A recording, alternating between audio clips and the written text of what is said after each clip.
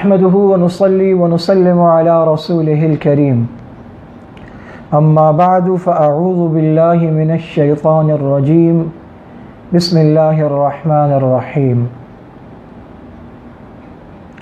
لقد رضي الله عن المؤمنين إذ يبايعونك تحت الشجرة فعلم ما في قلوبهم فأنزل السكينة عليهم وأثابهم فتحا قريبا صدق اللہ العلی العظیم۔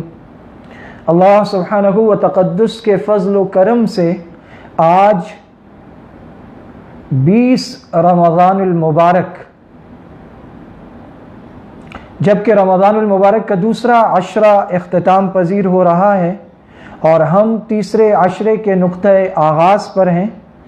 اللہ سبحانہ و تقدس ہمیں پورا رمضان بخیر و عافیت عطا فرمائے اور اسے ہماری نجات اور بخشش کا ذریعہ بنائے۔ آج 20 رمضان المبارک 1437 ہجری 26 جون 2016 بروز اتوار، ہم قرآن کریم کو سمجھنے کی کوشش کرنے کی مجلس رمضان اور قرآن میں قرآن کریم کی ایک آیت مبارکہ جو 26ویں پارے کی سورۃ الفتح کے تیسرے رکوع کی آیت مبارکہ ہے، لقد رضی اللہ عن المؤمنین اذ یبایعونک تحت الشجرہ۔ پس تحقیق اللہ سبحانہ و تقدس راضی ہو گئے ایمان والوں سے جبکہ وہ بیعت کر رہے تھے شجرہ کے نیچے۔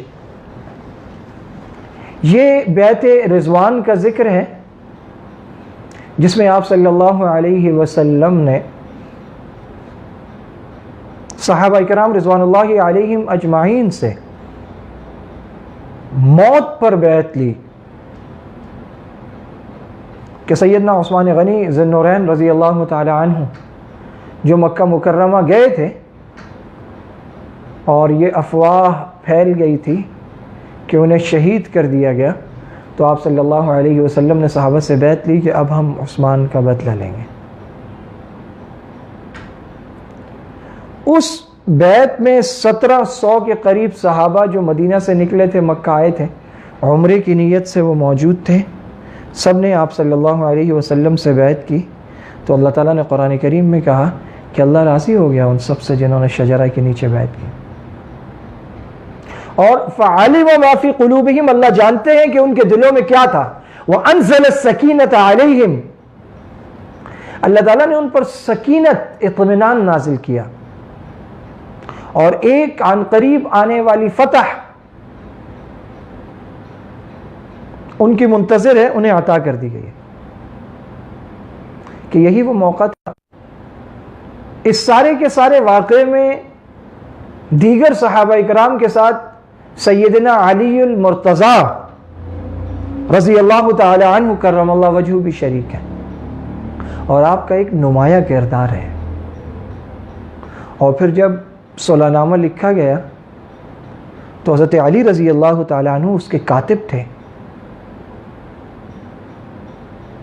اور جب آپ صلی اللہ علیہ وسلم نے اس میں لکھوایا، قریش مکہ سے معاہدہ ہو رہا تھا، مشرکین مکہ سے، کہ یہ محمد الرسول اللہ کی طرف سے ہے، تو مشرکین مکہ کے نمائندے نے اعتراض کیا۔ اس نے کہا کہ ہم اگر آپ کو اللہ کا رسول مان لیں تو پھر لڑائی جھگڑا کس بات کا؟ تو آپ اسے محمد بن عبداللہ کروائیے، آپ اسے اپنا نام لکھوائیے، رسول اللہ نہ لکھ۔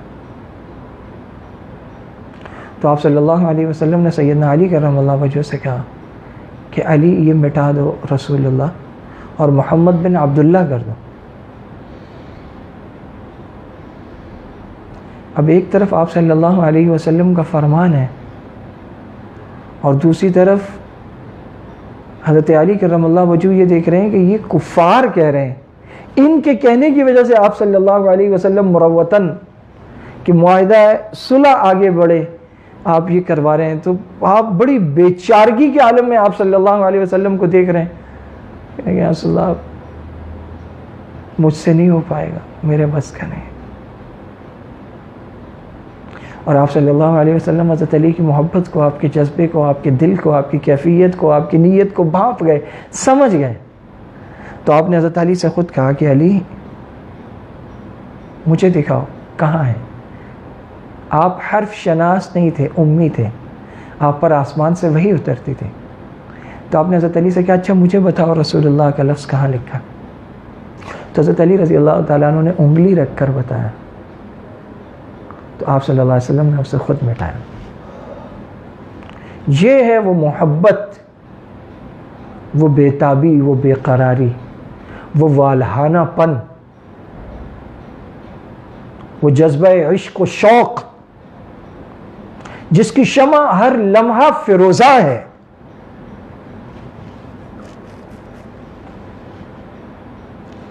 اس آیت مبارکہ کے مصداق جہاں دیگر 1700 صحابہ ہیں، وہاں سیدنا علی رضی اللہ تعالیٰ عنہ بھی ہیں.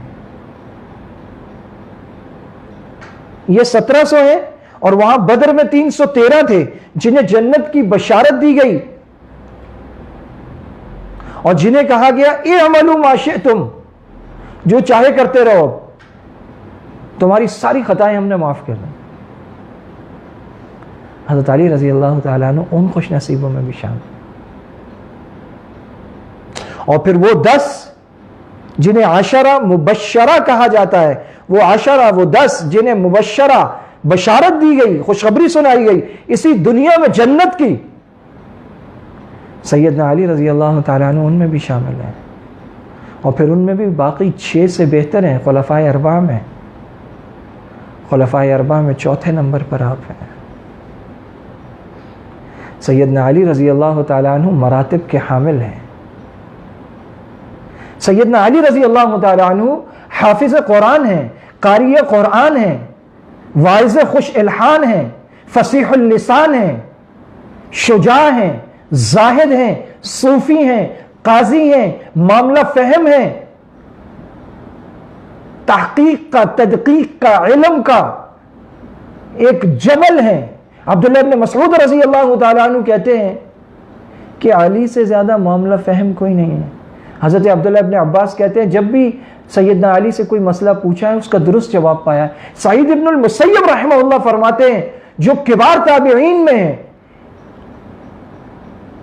کہ علی کے سوا کبھی کسی کو یہ کہتے نہیں سنا حضور کے صحابہ میں کہ جس کا جو چیز چاہے مجھ سے پوچھ لے. صحابہ میں بڑے فقہاء میں ہیں اور صحابہ میں سب سے بڑے فقہاء میں عبداللہ ابن مسعود کو شمار کیا جاتا ہے اور عبداللہ ابن مسعود کی گواہی موجود ہے کہ علی سے زیادہ معاملہ فہم کوئی نہیں ہے. سیدنا عمر رضی اللہ تعالی عنہ فیصلہ کرنے کے لیے سیدنا علی رضی اللہ تعالی عنہ کو بلایا کرتے تھے اور جب سیدنا علی نہیں ہوتے تھے تو پھر وہ کہتے تھے کہ اللہ کی پناہ، اللہ تعالیٰ غلطی سے محفوظ رکھے.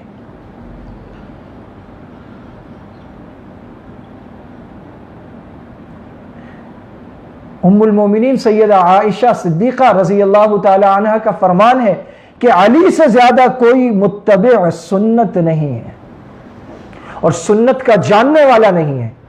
علی اعلم بالسنہ ہے.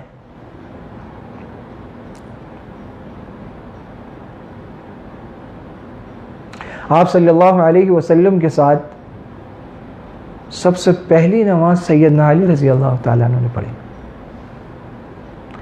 جب ابو طالب نے دیکھا اور پوچھا کہ کیا کر رہے ہو تو انہوں نے کہا کہ عبادت کر رہے ہیں. پھر حضور نے جب حضرت علی کو دعوت دی تو انہوں نے کہا کہ ابو سے پوچھتا ہوں. جب ابو طالب سے پوچھا تو انہوں نے کہا کہ ان کی بات مان لو، یہ درست کہتے ہیں. ابو طالب خود بھی جانتے تھے آپ حق پر ہیں اور وہ خود بھی ایمان لانا چاہتے تھے، لیکن بس خاندانی انانیت اور ضد آنا آڑے آ گئی.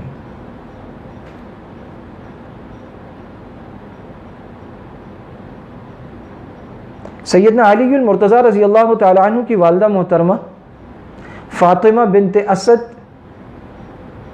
پہلی ہاشمی خاتون ہیں، بنو ہاشم کی پہلی خاتون ہیں جو ایمان لائیں. یہ آپ کی والدہ کا احساس ہے۔ حضرت علی وہ پہلے انسان ہیں جو ایمان لائے،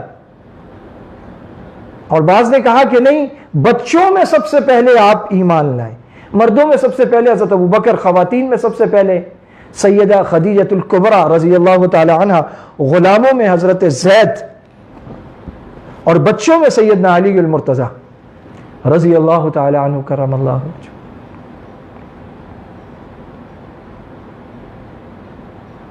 اور آپ کی والدہ وہ سب سے پہلی ہاشمی خاتون جو ایمان لائیں، اور پہلی ہاشمی خاتون جنہوں نے ہجرت کی۔ آپ کی والدہ محترمہ نے ہجرت بھی کی، اور جس رات آپ صلی اللہ علیہ وسلم نے مکہ معظمہ سے ہجرت فرمائی ہے، اس رات آپ صلی اللہ علیہ وسلم نے سیدنا علی المرتضیٰ رضی اللہ تعالی عنہ کو اپنے بستر پر سلایا۔ سرخ رنگ کی یمنی چادر جو آپ لے کر سوتے تھے، وہ سیدنا علی رضی اللہ تعالیٰ عنہ لے کر آپ کے بستر پر سوئے ہیں، اور یہ وہ رات ہے جب مشورہ ہو چکا تھا اور تمام قبیلوں کا ایک ایک آدمی مل چکا تھا، اور سب نے مل کر آپ کے گھر کو گھیر لیا تھا، اور دارالندوہ میں یہ بات طے پا چکی تھی، وَإِذْ يَمْكُرُ بِكَ الَّذِينَ كَفَرُوا لِيُثْبِتُوكَ أَوْ يَقْتُلُوكَ أَوْ يَخْرُجُوكَ وَيَمْكُرُونَ وَيَمْكُرُ اللَّهُ وَاللَّهُ خَيْرُ الْمَاكِرِينَ۔ اور جب وہ لوگ خفیہ سازشیں کر رہے تھے کہ آپ کو محصور کر دیں، یا آپ کو قتل کر دیں، یا جلا وطن کر دیں زبردستی، وہ اپنی سازشیں کر رہے تھے، اللہ تعالیٰ اپنی تدبیریں کر رہے تھے، اور اللہ بہترین تدبیر کرنے والے ہیں۔ آپ صلی اللہ علیہ وسلم ان کے حصار سے نکلے، ایک مٹھی میں یوں ریت لے کر آپ نے پھینکی، اللہ تعالیٰ نے سب کی آنکھوں تک پہنچائی ہے، اور محبوب کے اس فعل کو اللہ تعالیٰ نے اپنا فعل بتایا، وَمَا رَمَيْتَ إِذْ رَمَيْتَ وَلَكِنَّ اللَّهَ رَمَى۔ آپ نے نہیں پھینکی وہ ریت جب آپ نے پھینکی، بلکہ وہ اللہ نے پھینکی، یعنی اللہ نے ہم سب کی آنکھوں تک پہنچائی۔ سب کی آنکھیں چندیا گئی، اندھے ہو گئے، آنکھیں مسل رہے تھے، آپ آرام سے نکل گئے۔ جب انہوں نے دیکھا اندر تو پھر نظر آیا کہ آپ لیٹے ہوئے ہیں۔ صبح ہو گئی، آپ کا ایک وقت تھا اٹھنے کا، نہ اٹھے، انہوں نے جا کر اٹھایا تو دیکھا حضرت علی رضی اللہ تعالیٰ عنہ، تو انہوں نے پوچھا کہ کہاں ہے؟ حضرت علی نے کہا مجھے نہیں پتا، اور حضرت علی کو واقعی نہیں پتا تھا۔ حضور ساری امانتیں علی کے سپرد کر کے ابو بکر کے ساتھ چلے گئے کہ اللہ نے اپنی امانت اب ابو بکر کے سپرد کی۔ حضرت علی رضی اللہ تعالیٰ عنہ رسول اللہ کے امین ہیں، اور سیدنا ابو بکر صدیق اللہ کے امین ہیں۔ حضرت علی کو نہیں معلوم تھا کہ اگلی منزل اب کہاں ہے، کیا طریقہ کار ہے۔ آپ صلی اللہ علیہ وسلم کو باوجود دشمنی کے وہ مانتے تھے کہ آپ صادق اور امین ہیں، اور سب کی امانتیں آپ کے پاس تھیں، اور جبکہ وہ آپ کے درپے قتل تھے تب بھی آپ نے یہ نہیں کیا کہ ان کا مال لے کے چلے جائیں، اور آپ ایسا کر بھی نہیں سکتے، یہ آپ کی شان سے بعید تھا۔ آپ نے سیدنا علی رضی اللہ تعالیٰ عنہ کو وہ ساری امانتیں دیں، اور کہا علی یہ لو، رکو مکہ میں اور سب کی امانتیں واپس کرو، اور پھر آرام سے آ جانا۔ آپ اس وقت قباء میں تھے جب حضرت علی رضی اللہ تعالیٰ عنہ آپ کے پاس پہنچے ہیں سارے مکہ کی امانتیں واپس کر کے۔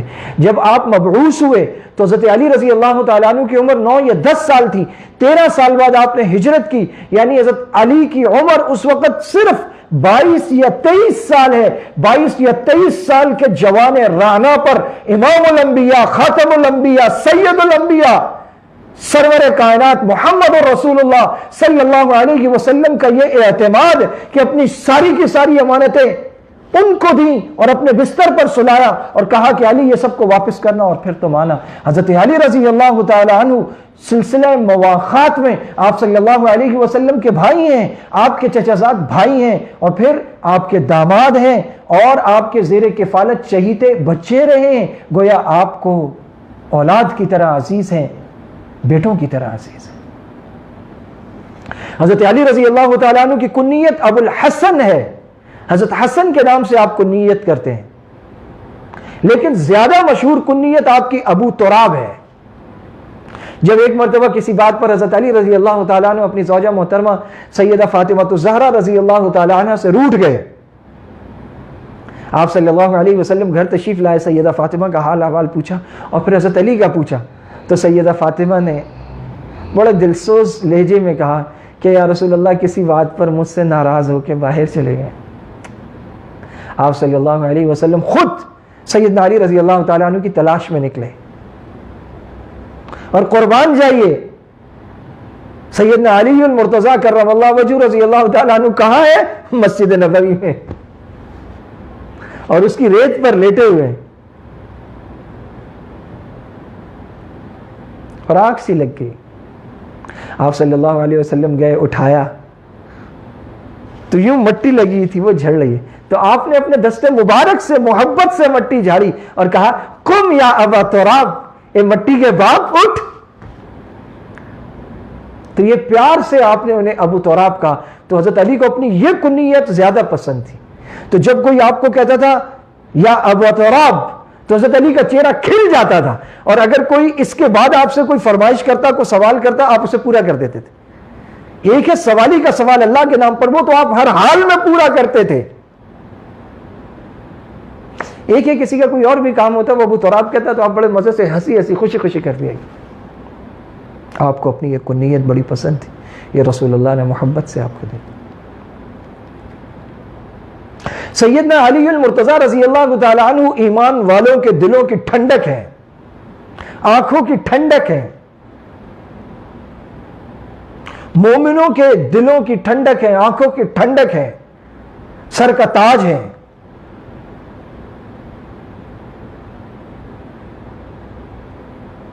خلفائے اربعہ میں آپ خلیفہ چہارم ہیں۔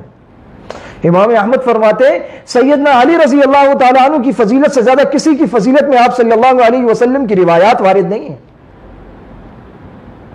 186 روایات حدیث آپ صلی اللہ علیہ وسلم سے کرتے ہیں، اور آپ سے عبداللہ ابن عباس، عبداللہ ابن مسعود، عبداللہ ابن زبیر، عبداللہ ابن عمر، عبادلہ اربعہ آپ سے روایت کرتے ہیں، اور آپ کے تینوں صاحبزادے حضرت حسن، حضرت حسین رضی اللہ عنہما اور محمد ابن الحنفیہ رحمہ اللہ سب آپ سے روایت کرتے ہیں۔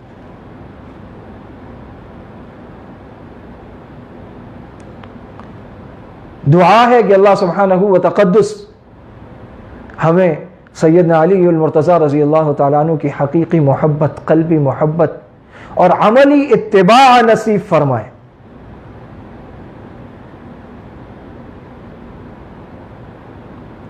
اکیس رمضان المبارک سیدنا علی رضی اللہ تعالیٰ عنہ کرم اللہ وجہہ کا یوم شہادت ہے۔ کل کی مجلس میں بھی ہم سیدنا علی رضی اللہ تعالیٰ عنہ کی شہادت اور کسی حد تک اسباب شہادت پر گفتگو کریں گے، اور قرآن کریم کی آیات مبارکہ جو صحابہ کرام کی شان میں ہیں ان کا بھی ذکر کریں گے۔ اسی پر آج کی مجلس کا اختتام کرتے ہیں۔ اللہ سبحانہ و تقدس ہم سب کی رمضان المبارک کی ٹوٹی پھوٹی عبادات کو محض اپنے فضل و کرم سے قبول و منظور فرمائے۔ اللہم تقبل منا صیامنا وقیامنا، اللہم اجعل القرآن الکریم ربیع قلوبنا ونور عیوننا وجلاء احزاننا، ربنا تقبل منا انک انت السمیع العلیم، رب اغفر وارحم وانت خیر الراحمین، وآخر دعوانا ان الحمد للہ رب العالمین۔